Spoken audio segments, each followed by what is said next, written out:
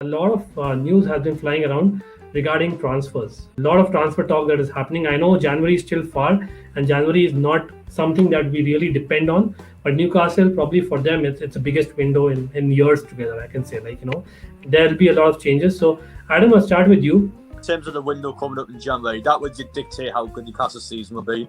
So we make the correct signs in January, we'll stay up because it's just there's terrible teams in this league, so we'll be able to at least be able to be free of them. But if we don't make the correct signs in January, we'll probably get relegated, to be honest, because we've already had 4 points in 9 games or something this season, which is just embarrassing.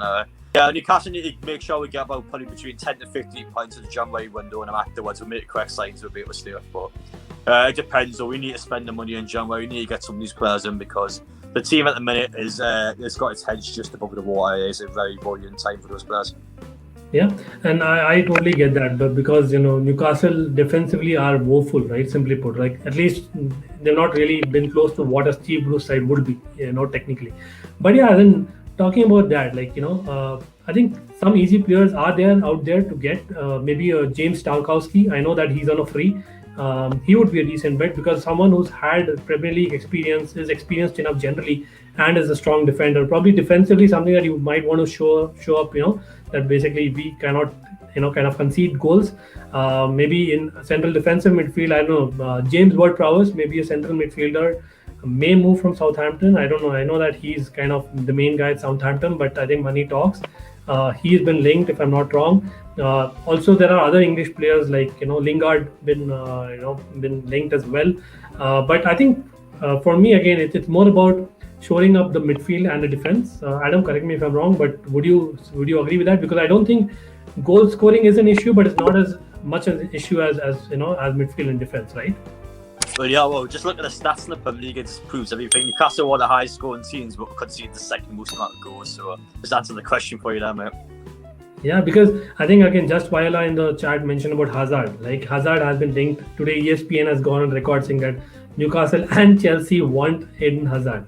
That is, I don't know. For me, I think that probably Newcastle will not go the Spurs way. What Spurs did after selling Gareth Bale. And I don't see basically Saint-Maximin kind of being on the bench. I'm sure you would expect to kind of play every match because if Hazard comes, for instance, he will expect to play every match as well, right? So you rather not go for players who are kind of injury prone and kind of want to start every game because you want a good dressing room as well. I don't know. Would you take Hazard? Obviously you take, but at what cost? Well, I'll definitely take Hazard, but the thing with Saint-Maximin is he's 2-footed, so you could play Saint-Maximin on the right-hand side and have Hazard on the left. But it's just mental. That's the thing when Newcastle now. You look at ESPN and you've got these mental reports saying that Newcastle are trying to get Hazard. Yes, he was a world-class player when he's at Chelsea, but I don't even think he'll fit Chelsea that well anymore, to be honest. I don't know what it is with Real Madrid, but he's clearly overweight now. He's clearly just out of it now. Yes, I would love to see him back in the Premier League because he was class to watch, but I just think he's finished now, to be honest. I don't feel like he has much of a stay in the Premier League anymore for Newcastle or Chelsea or anyone even. Interesting. And yes, we are coming to that, just Viola. And Shrey, this question goes right at you because this has split opinion. I'm sure the Twitter world has kind of, blown up today with Hazard. Honestly, if you ask me, I would love him at Chelsea if he comes. I would welcome him back. But I would not want Chelsea to go all out for him. You know what I'm saying? Because I don't see him starting many games. And if it's okay for a squad role, Hazard, who would say no, right? We are having Pulisic. I know Pulisic is far younger, but equally injury prone. We'll probably get Hazard. He'll probably do more than Pulisic. But Shrey, I'll put it to you. For me, see, it's emotionally, you will have Hazard any day back.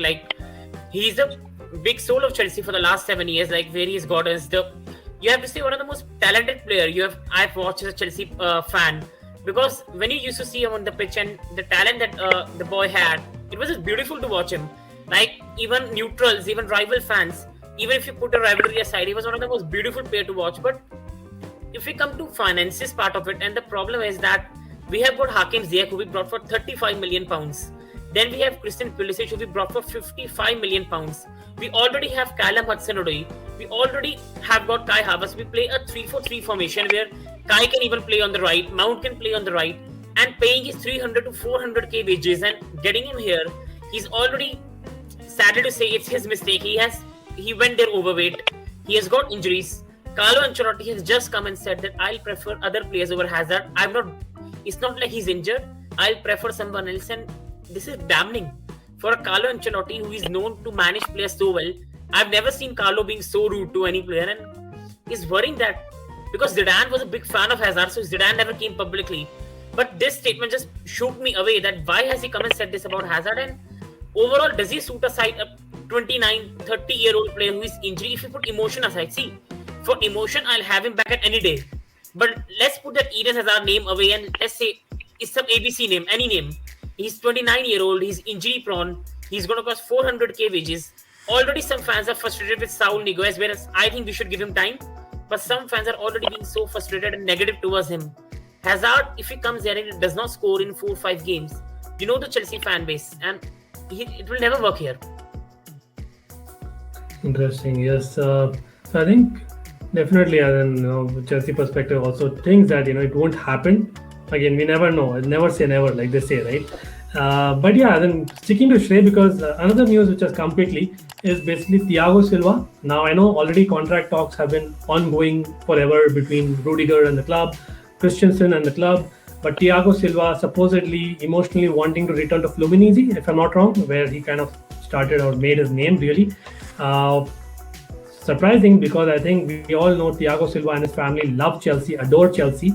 Of course, they would love their original club as well, but he is fit enough to play another year, right? So you rather have Thiago Silva. I think probably between Thiago Silva, Christensen and Rudiger, Christensen is definitely most likely to stay because of his age, of course, and his development, really 95%, not 100%. And Rudiger and Thiago Silva, maybe one of the two will stay. What it seems like most likely at this point in time, unfortunately, and that's how it's most seeming. Hopefully, all three stay. But compared to them kind of going away, would you want a deLigt or a Kounde, or maybe if you have to pick just one, who would you pick?